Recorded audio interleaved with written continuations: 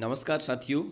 अगर आप एक बीएलओ है और एक विशेष पुनरीक्षण कार्यक्रम के अंतर्गत कार्य कर रहे हैं तो ये वीडियो आपके लिए महत्वपूर्ण हो सकता है, क्योंकि इलेक्शन कमीशन ऑफ इंडिया की ओर से अभी एक मतदाताओं को नए मतदाताओं को जोड़ने या फिर किसी को हटाने या फिर संशोधन के लिए एक विशेष पुनरीक्षण कार्यक्रम चल रहा है, जिसके तहत आपको 21 नवंबर 2020 से 22 दिसंबर 2020 तक आपको ये संपूर्ण कार्य करवाना है। और अगर आप एक बीएलओ है तो अभी के आदेश के अंतर्गत अब बीएलओ को ऑनलाइन कार्य भी करना होगा।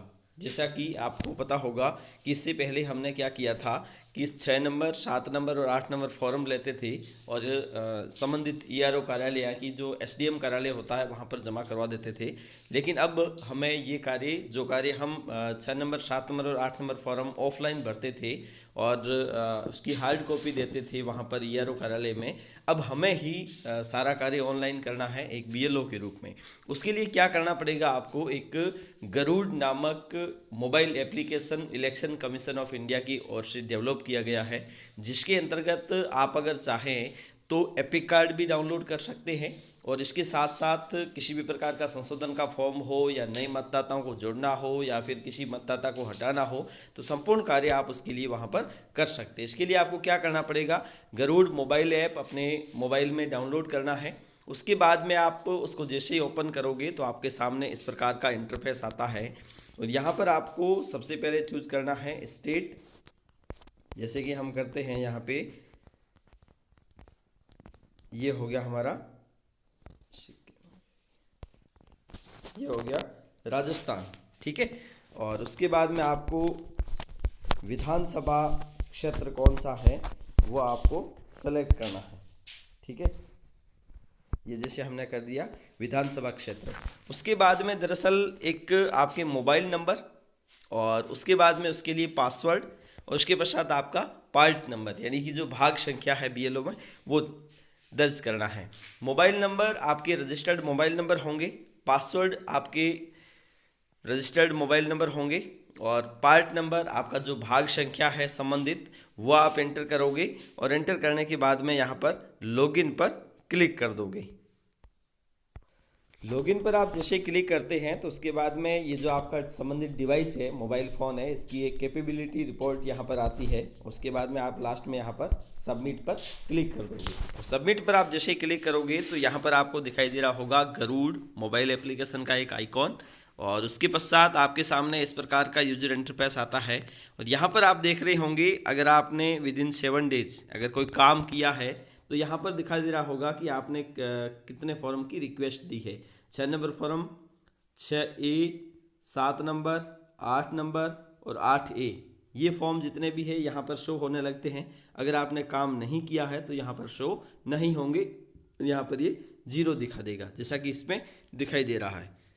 और यहाँ पर आपको इसी प्रकार से विदिन 7 डेज का काम यहाँ पर आप देख सकते हैं। और उसके बाद में आपके भाग संख्या में टोटल वोटर्स कितने हैं, मेल कितने हैं 357, फीमेल कितनी है 281 और इसके अलावा अगर कोई हैंडीकैप है तो यहाँ पर आप देख रहे होंगे कि आपको दिखाई दे रहा होगा कि 10 है। और उसके बाद में आपको दरअसल क्या करना है, क्या क्या कर सकते हैं इसके अंतर्गत, जैसे कि आपको यहाँ पर देखना हो, जैसे कि हम यहाँ पर इस पर क्लिक करते हैं एक बार तो यहाँ पर सारे वोटर्स जो है संबंधित वोटर्स वो यहाँ पर दिखा देगा। और यहाँ से आप दरअसल जो एपिक कार्ड है उसको आप डाउनलोड कर सकते हैं। जैसे कि अगर आप उसका पीडीएफ क्रिएट करना चाहें तो यहाँ से आप आसानी से कर सकते हैं, ये आपका एपिक कार्ड यहाँ से हो जाएगा। और उसके अलावा अगर आप ऊपर देखोगे तो आपको ये देखेगा कि अगर आप कोई नया फॉर्म भरना चाहते हैं, जैसे कि हम किसी नए मतदाता को जोड़ना चाहते हैं तो इसके लिए आपको पता होगा कि 6 नंबर फॉर्म हमें भरना होता है।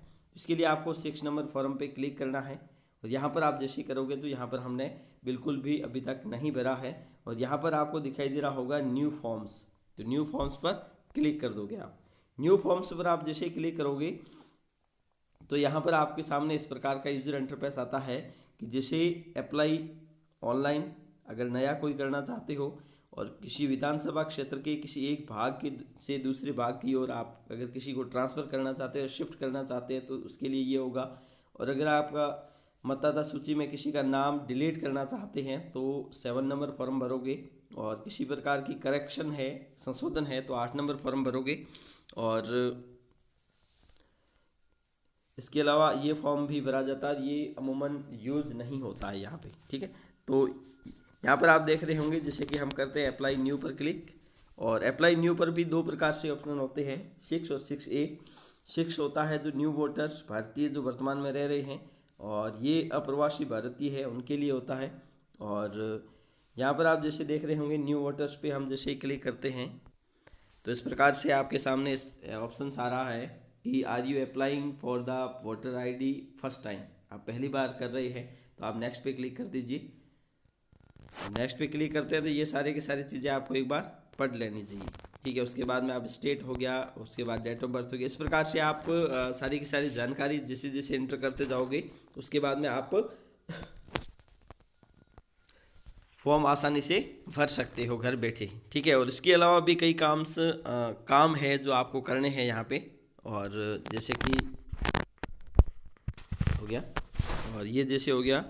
और इसके अलावा यहाँ पर आप देख रहे होंगे जैसे कोई किसी वोटर्स को देखना हो, अगर किसी का एपिक कार्ड नहीं आया है तो यहाँ से आप डाउनलोड भी कर सकते हैं। और जो जो काम आपने किए हैं और वो काम यहाँ पर आपको शो होंगे, जैसे कि न्यू फॉर्म्स कितने आए हैं, और ओवर ड्यू वेरिफिकेशन रिक्वेस्ट कितनी हैं, और टोटल कंप्लीटेड फॉर्म्स कितने हैं, और रिसेंट कंप्लीटेड वेरिफिकेशन कितना है।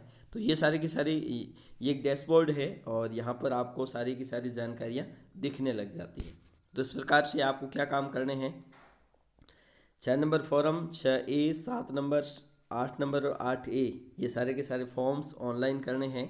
और अगर किसी भी मतदाता का कोई पहचान पत्र यानी कि जो एपिक कार्ड है वो नहीं आ रहा है या नहीं आया है तो उसकी आप PDF क्रिएट कर सकते हैं और उसको आप प्रोवाइड करवा सकते हैं। आज के लिए इतना ही, धन्यवाद।